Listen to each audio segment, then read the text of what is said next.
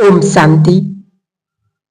आज हम सभी ब्राह्मण आत्माएं यूं समझ लीजिए कि संगम युग के हम उस कगार पर आ खड़े हैं जहां हम सबका क्लोजिंग पीरियड जो 63 जन्म का है, हिसाब किताब ये मुझे अभी ही और इसी वक्त क्लोज करना है। इस क्लोजिंग समय में अब नए खाते ना बना डालूं तो ना तो मेरे पास वक्त है और ना इतनी सामर्थ, ना वक्त। जो गांठें हैं उन्हें खोलेगा ऊपर वाला, और जब वो खोलेगा तो उसका खोलने का ढंग, उसके खोलने का तरीका अलग होगा। आप सोच भी नहीं सकते, इसलिए नए खाते अब हमें नहीं बनाने हैं। इस समय की मांग यही है। आज हम सभी देख रहे हैं बड़े बड़े स्थानों पर, बड़े बड़े तीर्थ स्थानों पर, जैसे कई जगह बड़ी बड़ी ऐलान्स और बड़ी बड़ी भविष्यवाणियां कर रहे हैं लोग, संत महात्मा, कि ये समय, एक कलयुग बहुत जल्दी जाने वाला है। तो क्यों ना हम इस समय से पहले अपने जीवन को बहुत सुंदर, बहुत श्रेष्ठ बनाएं और कोई भी अब नया खाता ना चालू करें। अब ना मेरे मन से, वचन से किसी को दुख तकलीफ ना मिले, तो पूरी कायनात, पूरी कुदरत आपके ऊपर आपको क्षमा करने में लग जाएगी। जब हम अपनी भूलों को एक्सेप्ट करेंगे, उन भूलों को ना करने का संकल्प करते हैं, तो प्रकृति भी हमें सहयोग देती है। बाबा ने कहा 2 लाइनें हैं, एक उस तरफ जीवन को सुखी सरल बना दिया, किसी से माफी मांग लो और किसी को माफ कर दो। देखो, एक बात हम रिजेक्ट कर देते हैं और एक बात से हम रिस्पेक्ट किसको देते हैं दुनिया में? पद, पोजीशन, प्रतिष्ठा को। पर भगवान आत्मा को देखता है। ब्रह्मा बाबा हमेशा कोई भी हो, छोटा हो, बड़ा हो, कैसा भी हो, उसे रिस्पेक्ट देते थे। आज के हम भी ये दृढ़ संकल्प करेंगे कि भगवान से ना तो कोई शिकवा हो और ना कोई शिकायत हो, ना उल्हाना, ना किसी हालत में, चाहे कुछ भी हो जाए, हमें किसी भी सिचुएशन में मेरे दिल से हर पल उसके लिए धन्यवाद निकले, क्योंकि बाबा ने हमें सद्ज्ञान दिया है। दुनिया में ऐसी करोड़ों मनुष्य आत्माएं हैं, उन करोड़ों आत्माओं में से भगवान ने मुझे चुना है। इसके लिए आपका बहुत बहुत आभार मेरे खुदा दोस्त। आप हमारे सहारे बने, साथी बने। आपने हमारे सर पर अपना हाथ रखा, अपना बनाया, हमें चुना, हमें पसंद किया। इसके लिए भी मेरे बाबा, मेरे परमात्मा, आपका बहुत बहुत शुक्रिया। तो आपके बिगड़े काम बन जाएंगे, ये 100% गारंटी है। जब आप ऐसे सबको माफ करेंगे और सबसे माफी मांगेंगे, भगवान का धन्यवाद करेंगे, बाबा से एक व्यक्तिगत बात कहें कि कुछ ऐसा हो जाए जो तेरा आभार, तेरा ऋण चुका पाए, तो हम बाबा से कहें कि सृष्टि चक्र में मेरे कितने भी जन्म हों, परंतु तेरे लिए जन्मूं और तेरे लिए ही मरूं, तेरे काम आ जाऊं। जब हम यह बात अपने बाबा से बोलेंगे, तो भगवान को इस सृष्टि पर जब जब जरूरत पड़ेगी, तो वो किसको याद करेगा? तो हम पर ही वो बलिहार हो जाएगा। और लास्ट में है प्रकृति का धन्यवाद, क्योंकि प्रकृति जब अपना प्रकोप दिखाएगी तो सब उथल पुथल हो जाएगा, क्योंकि आगे का खेल यही खेलने वाली है। अब जो समय आने वाला है वो वास्तव में प्रकृति का ही समय आने वाला है। और प्रकृति किसी को भी नहीं छोड़ेगी, क्योंकि हमने जो प्रकृति के साथ किया है दुर्व्यवहार, आज हम देख रहे प्रकृति पर कितने अत्याचार, लोग सब कुछ बदल दिया। हर चीज, बोल चाल, दृष्टि, वृत्ति, कृति, सब कुछ इंसान का अपने अनुसार हो गया है। कितने पाप बढ़ गए, कितने अत्याचार बढ़ गए, तो निश्चित है ये पृथ्वी ज्यादा दिन तक सहन नहीं कर सकती। तो बाबा ने कहा प्रकृति भी अपना प्रकोप, अपना खेल दिखाने वाली है।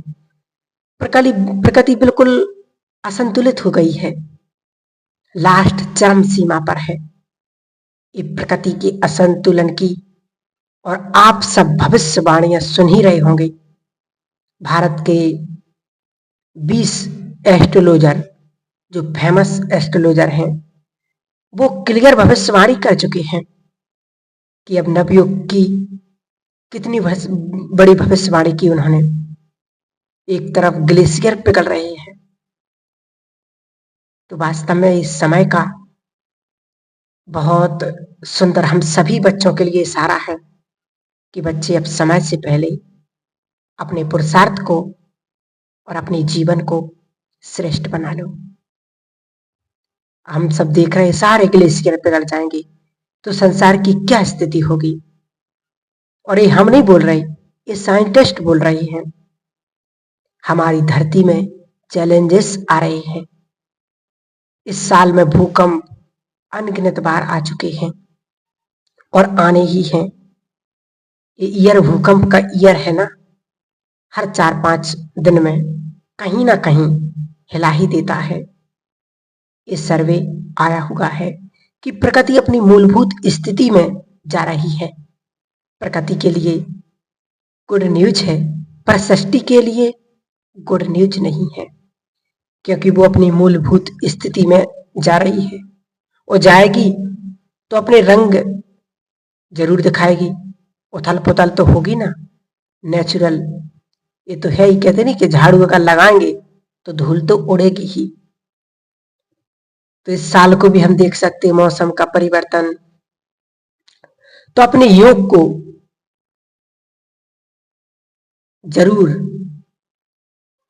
2-4 मिनट प्रकृति को समर्पित कीजिए, उसको सकाश दीजिए, क्योंकि प्रकृति से हम जब प्रेम करेंगे, उसके सौंदर्य से को हम निहारेंगे। और जब हम भोजन करते हैं तो यही मौका है प्रकृति को देने का। हमारे दादा परदादा क्या करते थे आप सब जानते हैं, डायरेक्ट भोजन पर अटैक नहीं करते थे। वो भोजन पर एक लोटा को रखते थे और भोजन को चारों तरफ से घुमाते थे और उस भोजन को बड़े प्यार से स्वीकार करते थे। हम क्या करते हैं, जल्दी जल्दी खाया, हमारे पास टाइम ही नहीं है। अगर हम ही नहीं रहेंगे तो फिर उस टाइम का क्या करेंगे। इसलिए समय को देखते हुए वर्तमान समय हमें कैसा पुरुषार्थ करना चाहिए, क्या क्या बाबा के इशारे हैं, समय हमसे क्या चाहता है। अब समझदारी से तीसरा नेत्र खोल करके वो सब मुझे कर लेना चाहिए। वर्तमान समय जो भयमय स्थिति चल रही है, इसमें जो सबसे बड़ी चुनौती है वो है भय की। चाहूं और भय अपना फन उठाए खड़ा है।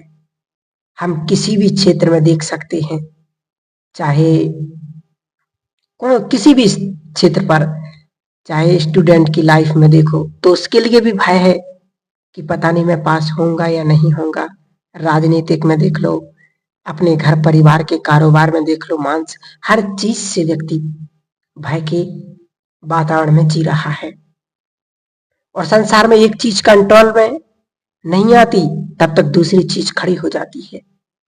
ऐसे टाइम पर हम खड़े हो चुके हैं, तो जरूरत है सबसे पहला काम अपने मन को मजबूत रखना। आपने हमने बहुत लंबे समय से सुना है और सुनते आ रहे कि मन के हारे हार है, मन के जीते जीत, मन चंगा तो कठौती में गंगा। अगर मन बलवान है तो बड़ी से बड़ी परिस्थिति, बड़ी से बड़ी चुनौती पर हम विजय प्राप्त कर सकते हैं। लेकिन अगर हमारे अपने मन को ही कमजोर कर लिया तो शरीर भी उस स्थिति में लाचार हो जाता है। इसलिए शरीर को यदि शक्तिशाली बनाना है तो अपने मन को बहुत कंट्रोल, बहुत पावरफुल बनाना पड़ेगा। एक बहुत सुंदर बात आपको याद रहे, जीवन भर जो कुछ हम सोचते हैं उससे हमारी एनर्जी जनरेट होती है। इसलिए कोई भी मनुष्य नेगेटिव बहुत सोचता है तो नेगेटिव एनर्जी वो पैदा कर रहा है। और इम्पोर्टेंट बात यह है कि नेगेटिव एनर्जी सबसे बड़े हमारे ब्रेन को प्रभावित करती है। इसलिए कुछ भी हो, परिस्थिति हो, कुछ भी हो, लेकिन हमें अपने मन को बहुत मजबूत, बहुत शक्तिशाली बनाना है, अपने जीवन को श्रेष्ठ बनाना है। यही समय है संसार को कुछ देने का और अपने पुरुषार्थ को सुंदर और तीव्र बनाने का। क्योंकि कहते नहीं, बाबा कहते कि भगवान तीनों रूप में पढ़ाने के लिए आया है, तो उससे हम जो भी चाहें वो प्राप्त कर सकते हैं। वो परम शिक्षक भी है हमारा, और ऐसा परम शिक्षक कि पेपर पहले से ही आउट किए हैं, सब कुछ बता दिया कि ऐसा ऐसा होने वाला है, ऐसा ऐसा होगा। माना कि पेपर पहले ही बता दिया, और यदि इसके बावजूद भी अगर हम फेल हो जाएं तो हम कैसे स्टूडेंट भगवान के। हम पर समय को देखते हुए, बाबा ने हमें समय को देखते हुए हम सभी बच्चों को बहुत पहले से ही इशारे दिए कि ये जो हमने देखा है समय के अनुसार, अब इससे भी और ज्यादा देखने को मिलेगा। इसलिए अपने जीवन को श्रेष्ठ, पुण्य से भरपूर और प्रकृति को सकाश जरूर देंगे। क्योंकि प्रकृति हमारी एक तो माँ है और प्रकृति से हमारा शरीर चलता है। जब हम प्रकृति को सकाश देंगे तो फिर हमारा शरीर भी स्वस्थ रहेगा और वो अंत के काल में हमारी मदद भी जरूर करेगी। इसलिए आज से हमें प्रकृति को भी सकाश देना है और अपने पुरुषार्थ को सुंदर और पावरफुल और तीव्र बनाना है। ओम शांति, ओम शांति।